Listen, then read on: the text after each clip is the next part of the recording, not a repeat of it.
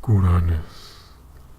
En un sueño vio la ciudad del valle y la costa de más allá, el pico de un monte cubierto de nieve que mira hacia el mar y las galeras pintadas de alegres colores que salen del puerto a navegar hacia regiones distantes, donde el mar y el cielo se hacen uno. Quizás también fue en el reino de los sueños donde lo nombraron Kuranes, pues mientras permanecía despierto en el mundo real, era llamado con otro nombre.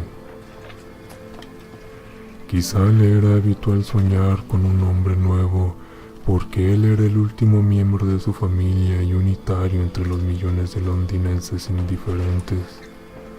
Así que no había muchas personas que hablaran con él y le recordaran quién fue.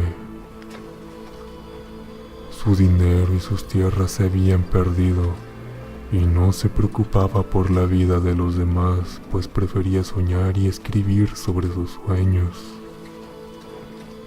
Sus escritos causaban gracia a quienes los mostraba, de modo que después de un tiempo los guardó para sí mismo, hasta que finalmente dejó de escribir. Cuanto más se apartó del mundo que lo rodeaba, más fantásticos se volvieron sus sueños, y habría sido inútil tratar de transcribirlos sobre el papel. Kuranes no era un moderno, y no pensaba como otros escritores. Mientras aquellos se esforzaban por despojar a la vida de sus ropas bordadas de mito y mostrar con la fealdad desnuda lo sucia que es la realidad, Kuranes buscaba solo la belleza. Cuando la verdad y la experiencia fallaron en revelarla, la buscó en la fantasía y la ilusión, hasta encontrarla en su puerta, en medio de los recuerdos de cuentos y sueños de su infancia. No hay muchas personas que sepan sobre las maravillas que se abren para ellas en las historias y sueños de su propia juventud, pues cuando somos niños escuchamos y soñamos, pensamos, pero pensamientos a medias, y cuando somos adultos tratamos de recordar, pero somos torpes y prosaicos debido al veneno de la vida. Pero algunos de nosotros despertamos por la noche con fantasmas de colinas y jardines encantados, de fuentes que reverberan al sol, de áureos acantilados que sobresalen de mares rumorosos, de llanuras que se extienden sobre las ciudades soñolientas de bronce y piedra, y de sombríos grupos de héroes que cabalgan enjaezados corceles blancos por las lindes de bosques espesos, y entonces sabemos que hemos vuelto la mirada a través de las puertas de marfil, dentro de ese mundo maravilloso que fue nuestro antes que fuéramos sabios e infelices. Kuranes retornó de súbito a su viejo mundo de la infancia. Había estado soñando con la casa donde había nacido, la gran casa de piedra cubierta de hiedra, donde 13 generaciones de sus antepasados habían vivido y donde él tenía la esperanza de morir. La luz de la luna resplandeciente se metió en la fragancia de la noche veraniega, y a través de los jardines, por las terrazas, más allá de los grandes robles del parque y a través del largo camino blanco que lleva a la aldea. El pueblo parecía muy viejo, sus límites estaban carcomidos como la luna que había comenzado a menguar, y Kuranes se preguntó si los tejados puntiagudos de las casitas ocultaban el sueño o la muerte. En las calles la hierba era tan alta como lanzas y los cristales de las ventanas estaban rotos o quizás miraban vagamente. Kuranes no se demoró, sino que caminó despacio hacia adelante como atraído hacia un objetivo. No se atrevió a desvanecer ese llamado por temor a que resultara una ilusión, como los deseos y aspiraciones de la vida real que no conducen a ninguna parte. Entonces se sintió atraído por el camino que conducía fuera del pueblo hacia las escarpaduras del canal, donde desembocaban todas las cosas. El precipicio, el abismo donde el pueblo y el mundo caían abruptos en el vacío perfecto. Allí, donde incluso el cielo por delante estaba hueco y no le alumbraba ni la luna ni las estrellas derruidas. La fe lo había impulsado a seguir hacia el precipicio dentro del abismo, donde levitó hacia abajo, abajo, abajo, hacia el oscuro pasado, informe, hacia los sueños sombríos, esferas cuyo brillo es débil y pueden ser parte de un sueño realizado, y serafines sonrientes que parecían burlarse de los soñadores de todos los mundos. Enseguida, pareció abrirse una grieta en la oscuridad frente a él y vio la ciudad del valle brillando radiante a lo lejos, allá abajo, con un fondo de mar y cielo, una montaña cubierta de nieve cerca de la orilla. Kuranes despertó al ver la ciudad. No obstante, con esa mirada fugaz supo que no era otra, sino Celefais, en el valle de Ut-Nargai, de más allá de las colinas Tanarian, donde su espíritu había vivido una hora eterna, un verano por la tarde hacía mucho tiempo, cuando escapó lejos de su nana y dejó que la cálida brisa del mar lo arrullara hasta adormilarlo, mientras observaba las nubes desde el acantilado cercano a la aldea. Protestó después cuando lo encontraron y lo despertaron para llevarlo a casa, pues justo cuando lo hicieron estaba a punto de zarpar en una galera de oro rumbo a regiones encantadoras, donde el mar se junta con el cielo. Y ahora estaba igualmente enfadado por haber despertado, pues había encontrado su ciudad maravillosa tras 40 fatigosos años. Pero 3 noches después, Kuranes volvió a Celefais. Igual que antes, soñó primero con la aldea que parecía dormida o muerta, con el abismo al que hay que descender en silencio.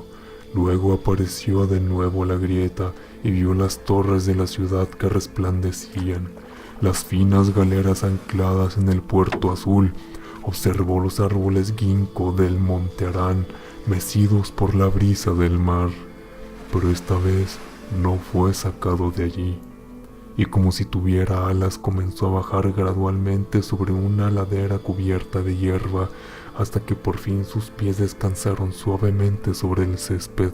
Había regresado, en efecto, al valle de Ut-Nargai y a la espléndida ciudad de Celefais.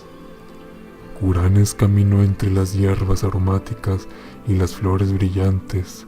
Cruzó el Naraxa por el pequeño puente de madera donde había tallado su nombre muchos años atrás, y por entre la arboleada rumorosa se dirigió al gran puente de piedra ubicado en la puerta de la ciudad.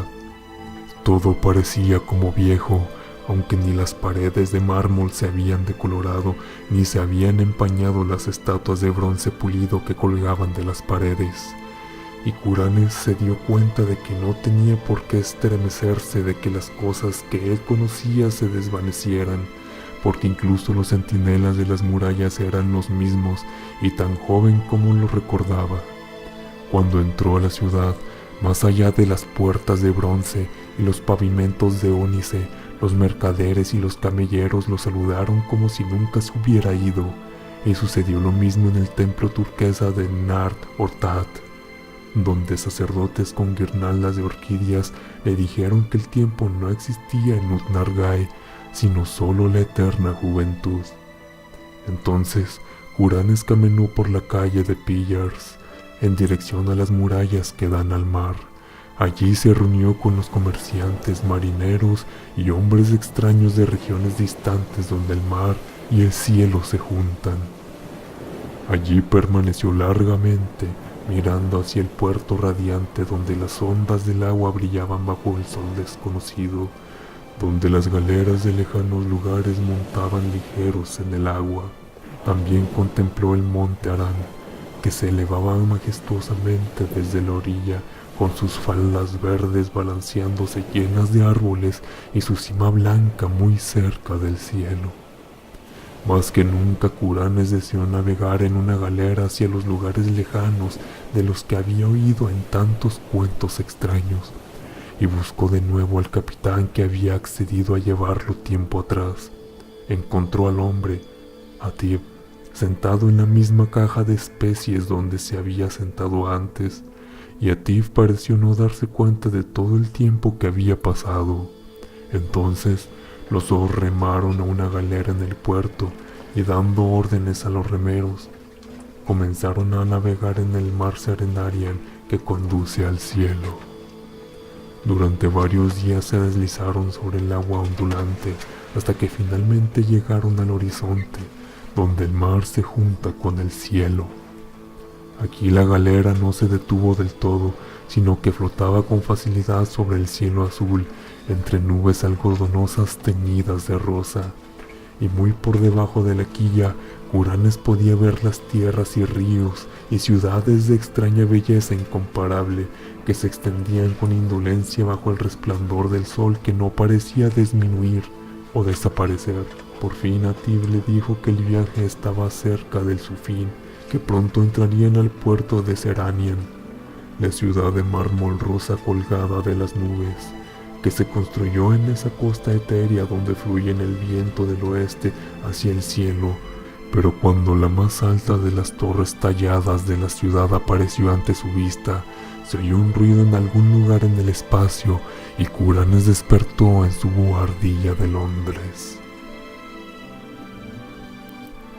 Curanes buscó en vano durante muchos meses la maravillosa ciudad de Celefais y sus galeras que llegan al límite del cielo. Y aunque sus sueños lo llevaron a muchos lugares magníficos y desconocidos, ninguno de los que conoció pudo decirle cómo encontrar Ut-Nargai más allá de las colinas Tanarian. Una noche se fue volando sobre las montañas oscuras donde brillan fogatas solitarias y tenues, distantes unas de otras, y extraños rebaños lanudos cuyos líderes portaban campanillas tintineantes. Y en la parte más salvaje de este país montañoso, tan remota que pocos hombres podrían haber visto, se encontró con una pared o calzada de piedra horriblemente antigua que zigzagueaba a lo largo de las crestas y los valles, demasiado gigantesca que quizás no hubieran podido levantar manos humanas, y de una longitud tal que ni el final de la misma se podía ver.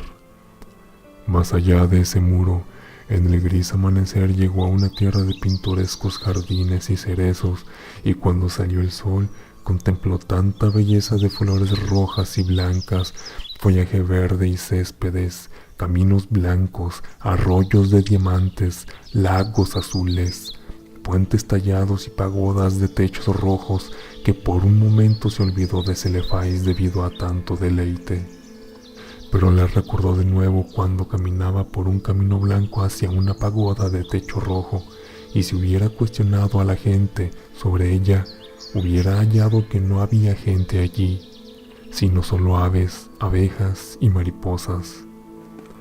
Otra noche Curanes subió por una interminable y húmeda escalera de caracol hecha de piedra, y llegó a la ventana de una torre que dominaba una inmensa llanura y un río iluminado por la luna llena, y en la silenciosa ciudad que se extendía a partir de la orilla del río creyó ver algún rasgo o disposición que había conocido anteriormente. Habría bajado a preguntar el camino de Ut-Nargai si no hubiese surgido la temible aurora de algún remoto lugar del otro lado del horizonte, mostrando las ruinas y antigüedades de la ciudad, y el estancamiento del río cubierto de cañas y la tierra sembrada de muertos, tal como había permanecido desde que el rey Kinaratolis regresara de sus conquistas para encontrarse con la venganza de los dioses.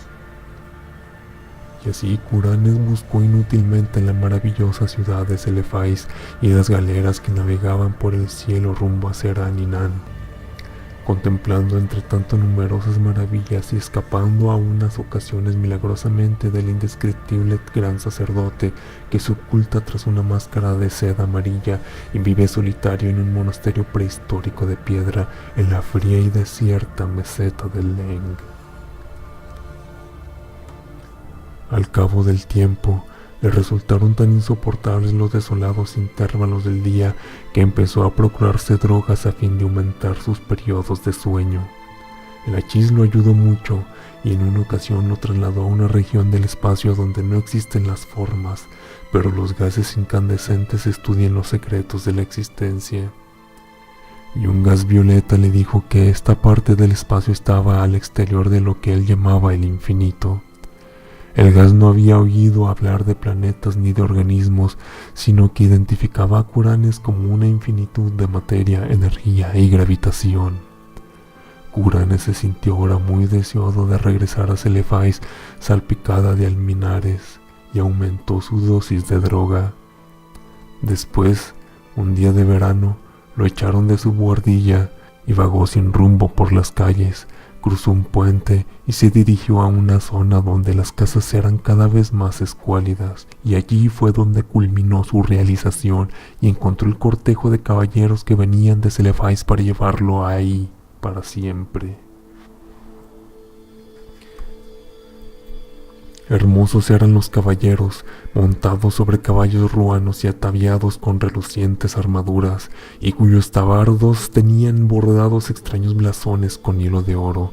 Eran tantos que Kuranes casi los tomó por un ejército, aunque habían sido enviados en su honor, porque era él quien había creado un Nargai en sus sueños, motivo por el cual iba a ser nombrado ahora su dios supremo. A continuación, dieron a Kuranes un caballo y lo colocaron a la cabeza de la comitiva, y emprendieron la marcha majestuosa por las campiñas de su rey, hacia la región donde Kuranes y sus antepasados habían nacido. Era muy extraño, pero mientras cabalgaban parecía que retrocedían en el tiempo, pues cada vez que se cruzaban un pueblo en el crepúsculo veían a sus vecinos y sus casas como Chaucer, y sus predecesores les vieron y hasta se cruzaban a veces con algún caballero con un pequeño grupo de seguidores. Al avecinarse la noche marcharon más deprisa y no tardaron en galopar tan prodigiosamente como si volaran en el aire. Cuando empezaba a alborear, llegaron a un pueblo que Kuranes había visto bullente de animación en su niñez y dormido o muerto durante sus sueños. Y los madrugadores aldeanos hicieron una reverencia al paso de los jinetes calle abajo, entre el resonar de los cascos que luego desapareció por el callejón que termina en el abismo de los sueños. Kuranes se había precipitado en ese abismo de noche solamente y se preguntaba cómo sería de día, así que miró con ansiedad cuando la columna empezó a acercarse al borde. Y mientras galopaba cuesta arriba hacia el precipicio, una luz radiante y dorada surgió del occidente y visitó el paisaje en refulgentes ropajes. El abismo era un caos hirviente de rosáceo y cerúleo esplendor. Unas voces invisibles cantaban gozosas mientras el séquito de caballeros saltaba al vacío y descendía flotando gentilmente a través de las nubes luminosas y los plateados centelleos. Seguían flotando interminablemente los jinetes y sus corceles pateaban el éter como si galopasen sobre doradas arenas. Luego, los encendidos vapores se abrieron para revelar un esplendor aún más grande. El resplandor de la ciudad de Celefais y la costa más allá, y el pico que dominaba el mar, y las galeras de vivos colores que zarpaban del puerto rumbo a lejanas regiones donde el cielo se junta con el mar. Y Kuranes reinó en Ut-Nargai y todas las regiones vecinas de los sueños, y tuvo su corte alternativa entre Celefais y la Seraninán formada de nubes. Y aún reina allí y reinará feliz para siempre, aunque al pie de los acantilados de Ismut las corrientes del canal jugaban con el cuerpo de un vagabundo que había cruzado el pueblo semidesértico al amanecer. Jugaban burlonas y lo arrojaban contra las rocas junto a las torres de Trevor cubiertas de hiedra, donde un millonario obeso y cervecero disfrutaba de un ambiente comprado de nobleza extinguida.